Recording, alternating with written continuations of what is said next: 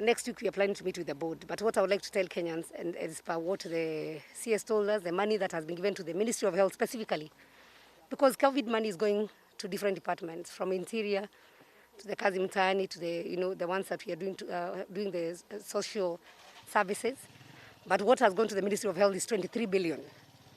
And so from the presentation, and that part of that 23 billion has gone to counties, others to KEMSA, others to KMTC. We had the quarantine facilities and other quarantine facilities, others to MTRH, others to KU Hospital, Kenyatta Hospital. So what the ministry presented yesterday is what they have given KEMSA so far, and that includes the World Bank money, is 2.5 billion.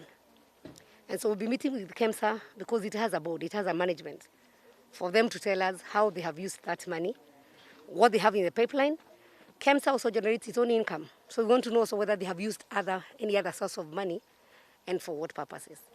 The way the contracts were done, the way the procurements were done, the companies that were given, so that we can unearth if there is any mischievous thing that have been happening. We'll be doing a report in Parliament.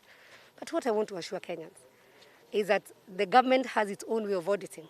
And I'm very sure if there is any money that has been misused, people will have to take responsibility.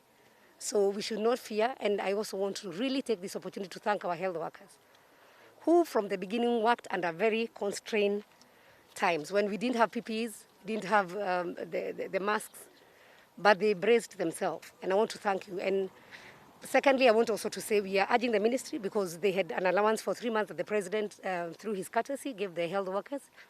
We also want to work around it and see whether we can extend, because it was only for 3 months. And to make sure that the front health workers, the ones who are there, they are working under better conditions, good conditions, and also they are taken care of the insurances, because, currently the insurance is not covering COVID. So we are having a plan also to see that those health workers are covered fully, because they are working and they are giving their lives for the sake of Kenyans.